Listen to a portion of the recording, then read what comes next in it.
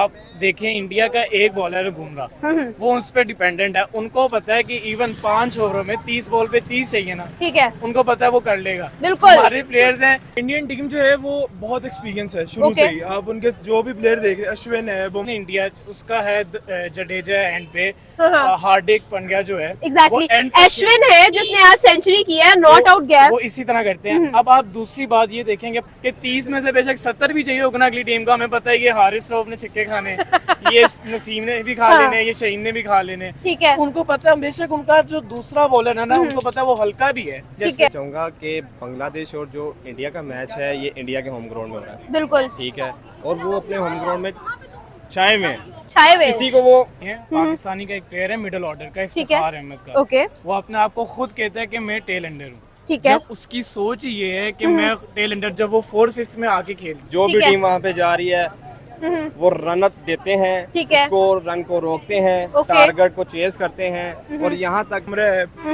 जडेजा है, जो वो सारे एक्सपीरियंस है, वो ठीक है। प्रेशर नहीं लेते, उनको हैंडल करना होता है। ठीक है। ये प्रेशर हेलो व्यूअर्स, अस्सलाम वालेकुम, पाकिस्तान, नमस्ते India, this is your host Shamnad and you watching my YouTube channel. आज बात करेंगे इंडिया वर्सेस बांग्लादेश पहले टेस्ट के बारे में।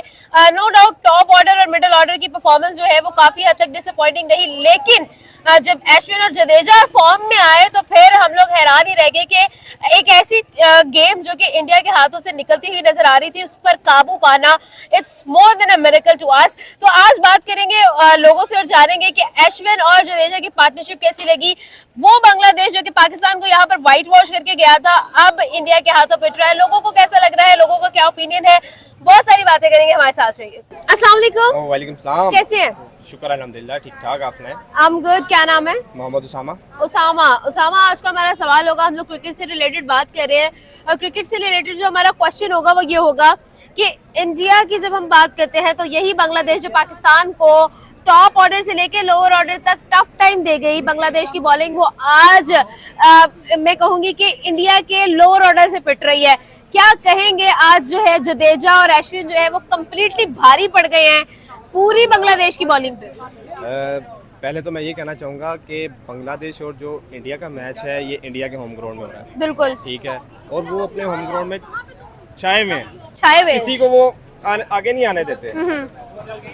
जो ठीक भी है। टीम वहाँ पे जा रही है वो रन अप देते हैं, ठीक है। उसको रन को रोकते हैं, ओके। टारगेट को चेस करते हैं, और यहाँ तक कि इंडिया 1 से लेके 11 तक बैटिंग करता है पूरी बैटिंग करता है पूरी। बैटिंग करता है पूरी। उन्होंने ऑलराउंडर सब खिलाए हुए हैं, बिल्कुल बॉलर उनके अच्छे हैं, बैटर बिल्कुल। उनके अच्छे हैं, यहाँ तक कि उनको अपने आखिरी बंदे तक भी उम्मीद होती है कि भाई ये स्कोर पूरा करके जाएगा। एग्जैक्टली मतलब मैं खुद यही सोच के हैरान हूँ, ये चीज देख के मतलब माइंड ब्लोइंग चीज है कि देखिए मतलब टॉप ऑर्डर में कोई परफॉर्म नहीं किया, मिडिल ऑर्डर में कोई परफॉर्म नहीं किया, भाई अश्विन आकर बॉलर आकर आपको परफॉर्मेंस दे रहा है और सेंचुरीज कर रहा है टेस्ट मैच के अंदर, वो उस बांग्लादेश को टफ टाइम दे रहा है जिसने पाकिस्तान को कम्प्लीटली जो है वो व्हाइट वॉश कर दिया था। जी, पाकिस्तान में दरअसल ये है कि जब ये खेलते हैं तो अपनी तरफ से पूरी एफर्ट करते हैं कि ठीक जी है। हम टारगेट भी चेस करें और बॉलिंग भी अच्छी करें, ठीक लेकिन है। माना जाएगा कि पाकिस्तान की बॉलिंग भी अच्छी है, ओके। लेकिन ये है कि बैटिंग की बारी जब आती है तो फिर देखा जाता है कि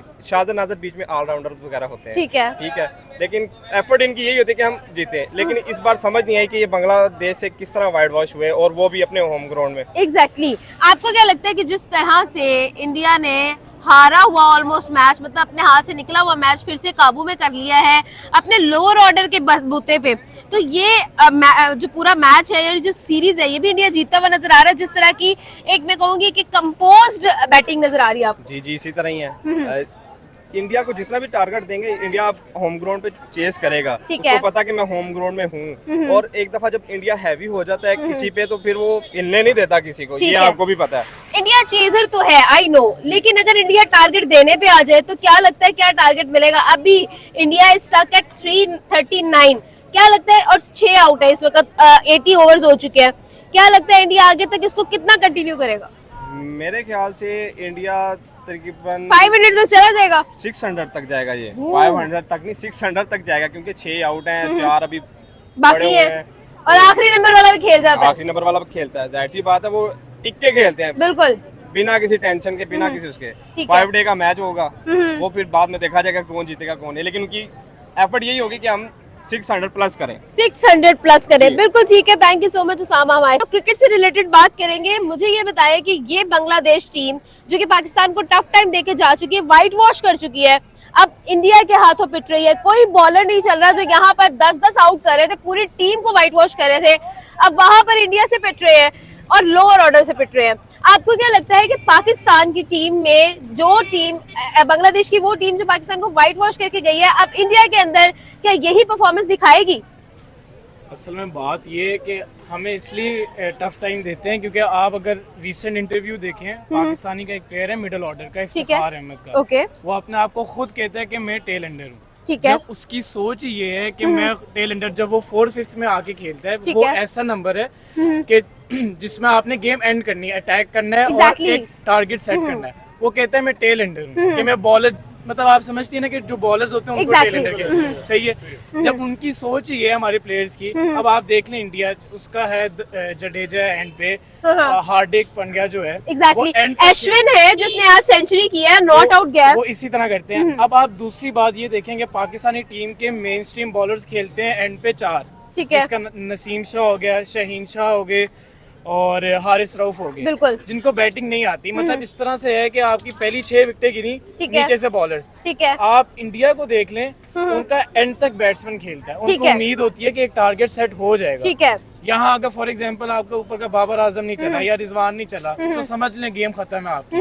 100 का टारगेट, आपको नहीं पता कि 100 पे 6 विकेटें गिरी हैं तो 200 पे नहीं पहुंचती टीम, ऐसे ही है। तो इसी तरह ही है, जब तक आपकी सोच ही नहीं वो होगी कि हाँ आपने आपके मिडिल ऑर्डर के बैट्समैन की ये सोच है कि मैं टैलेंटेड हूँ, ठीक है, तो वो फिर इस तरह से, तो फिर इसी तरह फेल होते हैं, इसी वजह से फेल होते हैं। दूसरा, हम खेलते हैं डर के, डिफेंड करते हैं, एग्जैक्टली, डिफेंसिव माइंडसेट के साथ। तो आप इंग्लैंड को देख लें, उनका टेस्ट का रन रेट 5 चलता है, 5-6, हमारा 2-3, तो ये बड़ी एक सोच है, आप अटैक करते ही नहीं है, आपका टारगेट सेट ही नहीं होता। तो ये सारा माइंडसेट की गेम है, जब तक वो चेंज नहीं होगा तब तक टीम नहीं बदल सकती आपकी। अच्छा, आपकी तरफ आऊंगी, मुझे ये बताइएगा कि आपको क्या लगता है कि बांग्लादेश फुली प्रिपेयर्ड था, फुली कॉन्फिडेंट था कि हम इंडिया को टफ टाइम देंगे, काफी हद तक वो इस चीज में सक्सेसफुल हुए टॉप ऑर्डर में, लेकिन लोअर ऑर्डर अगेन उस तरह से जो है वो आपको परफॉर्मेंस देता हुआ नजर आया। इंडिया हमेशा से इस तरह की परफॉर्मेंसेस देता हुआ नजर आता है कि कहीं ना कहीं आकर वो गेम को अपने हाथ में कर लेते हैं।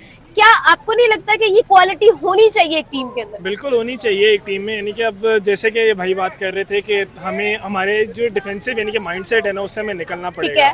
बाकी यानी कि जहाँ तक बात है हमारी यानी कि फैसिलिटीज, जो फैसिलिटीज हमारी हैं वो बहुत ही यानी कि फारिग फैसिलिटीज हैं। यानी कि वो मैं देख रहा था, एक वीडियो आई थी जिसके ऊपर बाबर आजम जो है वो एक गंदा सा मैट्रेस है, उसके ऊपर जाके वो पता नहीं कैचिंग प्रैक्टिसेस कर रहा है। ठीक है। तो वो चीज़ यानी कि जब तक यानी कि हम प्लेयर्स को फैसिलिटीज ही नहीं देंगे और एक कॉन्फिडेंस नहीं देंगे एज ए यूथ, और ये जो सारी अवाम में कॉन्फिडेंस नहीं देगी इस टीम को, तो वो किस तरह यानी कि ऊपर आ सकते हैं। आपका जो डोमेस्टिक के प्लेयर्स हैं, जैसे आपको अंदाजा होगा कि एक प्लेयर है कामरान गुलाम, एग्जैक्टली, और बड़े प्लेयर्स हैं ऐसे, आप उनको देते ही नहीं है। आप वही जो फेलियर्स हैं, आपने इफ्तिखार अहमद कभी भी नहीं चला, आपके जो प्लेयर्स हैं वो चलते। आप जब तक इन प्लेयर्स को आगे मौका नहीं देंगे, आप अभी भी देख लें इंडिया के पास अभी भी टॉप ऑर्डर में राहुल है सारे, लेकिन वो फिर भी जयसवाल जिसने डोमेस्टिक में दिए उसको देंगे। एग्जैक्टली, बेशक उनको बेंच कराना हो बड़े प्लेयर्स को, लेकिन वो देते हैं मौका, डोमेस्टिक के प्लेयर्स को देते हैं। जब तक आप डोमेस्टिक के प्लेयर्स को इज्जत नहीं ना देंगे, आपकी टीम नहीं आगे जाएगी। बिल्कुल ऐसा ही है। कोई फ्यूचर उनको नजर ही नहीं आता डोमेस्टिक वालों को। वो यही कहते हैं मैंने क्रिकेट खेली है, खुद खेली है, लेकिन यही नजर आता है कि यार हम तो ख्वारी हो जाएंगे, हमारा कोई फ्यूचर नहीं, हमें मौका ही नहीं मिलेगा आगे जाके। तो यंग टैलेंट को हम दे ही नहीं रहे ना, यंग टैलेंट को हम यानी कि दे ही नहीं रहे फैसिलिटीज। वो अब आते हैं, उनको पता है कि भाई हमारे ऊपर बैठे में, जब तक उनके पास कोई यानी कि वो क्या कहते हैं उसे, कोई ऊपर का बंदा नहीं है जो ऊपर लेके आ सके उन्हें, तब तक पर्ची नहीं है जब तक। हाँ, पर्ची, बिल्कुल ऐसी बात है, जब तक पर्ची नहीं है तब तक वो यानी कि सोचते हैं कि भाई हमारा खेलने का फायदा ही कोई नहीं है। अच्छे प्लेयर्स यानी कि रह जाते हैं इस तरह। ऐसा ही है। मुझे ये बताइएगा, जिस तरह का ट्रेंड इस वक्त इंडिया ने सेट कर दिया हुआ है, when we talk about cricket, हम लोग इवन अब बॉलिंग की भी बात करें तो इंडिया जो है वो एक one of the best bowling team है, जिसके पास एक कंपोज्ड बॉलिंग है। आपको क्या लगता है कि ये टीम जो है आप किस तरह की प्रिपरेशन के साथ आने वाली है चैंपियंस ट्रॉफी में? क्योंकि हम अपने आप को तो बिल्कुल जीरो देख रहे हैं, we are the host team and we have zero preparations. आप देखें, इंडिया का एक बॉलर है बुमराह, वो उस पर डिपेंडेंट है। उनको पता है कि इवन 5 ओवरों में 30 बॉल पे 30 चाहिए ना, ठीक है, उनको पता है वो कर लेगा। बिल्कुल। हमारे प्लेयर्स हैं कि 30 में से बेशक 70 भी चाहिए होगा ना अगली टीम को, हमें पता है कि हारिस रऊफ ने छिक्के खाने, ये नसीम ने भी खा लेने, ये शहीन ने भी खा लेने, ठीक है। उनको पता है बेशक उनका जो दूसरा बॉलर है ना उनको पता है वो हल्का भी है, जैसे जो भी है हल्का है, लेकिन उनको पता है कि साइड पे घूम रहा है, ठीक है, उसको पता है, उसको लेंथ का पता है, यॉर्कर का पता है, उसने करना है। उसने आपने देखा होगा फाइनल में साउथ अफ्रीका के बिल्कुल। साथ 30 पे 30 डिफेंड किया उन्होंने, बिल्कुल, और हमारे साथ भी किया जो हम मैच हारे थे इंडिया के साथ। 120 से रन बॉल गेम थी, ये उनकी यही तो बॉलिंग है, उनका यही और हमारा माइंडसेट क्यों आ रहे, वही हमारा डिफेंसिव अगेन, कुछ नहीं था यार, आराम से मार सकते थे, कर सकते थे, लेकिन नहीं किया। बिल्कुल ऐसा ही है। अच्छा, आपकी तरफ मैं दोबारा आऊंगी, मुझे ये बताएं कि आपको क्या लगता है जिस तरह से बांग्लादेश को इस वक्त एक टफ टाइम मिल रहा है, बॉलर्स को टफ टाइम मिल रहा है, वो भी डेल एंडर्स की तरफ से या फिर मैं कहूंगी कि लोअर ऑर्डर की तरफ से, तो क्या लगता है कि ये जो सीरीज है ये बांग्लादेश जीत सकता है या फिर इंडिया की ही है? बांग्लादेश, अब वही बात है कि प्रेशर यानी कि जो है बांग्लादेश ले जाता है इंडिया से। एग्जैक्टली। ठीक है, तो बात वहाँ पे आती है जहाँ पे प्रेशर हैंडल नहीं हो सकता, वहाँ पे यानी कि गेम बस दूसरा ले जाता है। मतलब इंडिया जानता है कि प्रेशर कैसे बनाना है। उन्होंने प्रेशर बना के रखा हुआ पूरी, यानी कि पाकिस्तान के ऊपर प्रेशर बना के रखा हुआ, बांग्लादेश के ऊपर उन्होंने प्रेशर बना के रखा हुआ, और इसी चीज पे वो ले जाते हैं। सीरीज नहीं जीते, अभी आपको देखा होगा होम में हारते हैं Exactly. जो भी छोटी टीम भी है उनके पास कुछ भी नहीं है, बॉलर्स वही है, उनके पास वो चीज नहीं है कि आप यानी कि बहुत ही कोई फास्ट बॉल करा रहे हो कि भाई रिकॉर्ड्स टूट रहे हैं उनके, कुछ भी नहीं है इस तरह का। ठीक है, सिंपल प्ले करते हैं और प्रेशर बना के एक रखते हैं, और प्रेशर बना के रखते हैं, माइंडसेट के साथ वो लोग गेम जीत जाते हैं। उनकी प्लान होता है, सब कुछ होता है, हम डर जाते हैं, हम आउट करते नहीं, अटैक करते नहीं। आपको देखा होगा कि विकेट्स नहीं गिरी होंगी, वो डिफेंसिव फील्ड सेट कर देते हैं, आप अटैक ही नहीं करते तो आप विकेट कैसे देगा? एग्जैक्टली, यही सारा गेम ही माइंडसेट की है। Okay, last question would be, आपको क्या लगता है कि जिस तरह की टीम एक इंडिया ने जनरेट की है, जिस तरह का एक सिस्टम इंडिया ने जनरेट किया है, डोमेस्टिक से लेकर आईपीएल को भी हम इंक्लूड करेंगे और देन इंटरनेशनल जो सिलेक्शन होती है उस पर भी हम इंक्लूड करेंगे, क्या इंडिया ने एक आइडियल सिस्टम क्रिएट कर दिया जिसको पाकिस्तान को फॉलो करना चाहिए? मैं आइडियल नहीं कहूंगा इसको, क्योंकि अगर आईपीएल में भी देखा जाए उसमें क्योंकि हम फॉलो कर ही नहीं सकते, आईपीएल तो एक पूरा उनका एक बिजनेस, वो एक चीज है उनका, एक वो उसमें पैसा है, उसमें तो हम मैच नहीं कर सकते। ठीक है, हाँ ये जरूर है कि आप बेशक सिर्फ डोमेस्टिक के प्लेयर्स को आप दें, इज्जत दें, वो ये करते हैं। ठीक है, सिर्फ बेशक आप पैसे लगाओ ना लगाओ, आप प्लेयर्स को इज्जत दो डोमेस्टिक में जो परफॉर्म करते हैं, जैसे वो करते हैं, बेशक आईपीएल हो या पीएसएल हो। ओके, आप कुछ कहना चाहेंगे इसके बारे में? Thank you. हमारी टीम हर से किसी से आ रही है, बांग्लादेश से आ रही है, इंग्लैंड से आ रही है, अब ये है कि पाकिस्तानी टीम हमारा डिजर्व ही नहीं करती खेलना। नए लोगों टीम को ना निकाल ही देना चाहिए, रखना ही नहीं चाहिए। ओके, ठीक है, इनको निकालो, बरकत मार के सड़कों पे घुमाओ। पॉइंट ऑफ व्यू है कि हमारी जो टीम है ना वो पहले तो मेहनत करती है, आती है, अच्छा खेलती है, लेकिन जब थोड़े से पैसे आ जाते हैं या उन्हें फेम मिल जाता है, ठीक है, वो बिल्कुल जो है ना अपनी मेहनत छोड़ देते हैं और अपनी मतलब गेम खराब कर लेते हैं, जिसकी वजह से हमारी टीम आहिस्ता आहिस्ता नीचे आती जाती है। जो प्लेयर अच्छा खेल रहा होता है वो आहिस्ता आहिस्ता बुरा खेलने लग जाता है। सर देखिए, पाकिस्तान जो है वो प्रेशर ले जाता है बांग्लादेश का भी, लेकिन जब हम लोग इंडिया की बात करते हैं वो किसी का प्रेशर ही नहीं लेते हुए नजर आते हैं, बल्कि उल्टा प्रेशर डालते हुए नजर आते हैं, और आज हमने ये चीज देखी भी है। क्या कहेंगे इसके बारे में?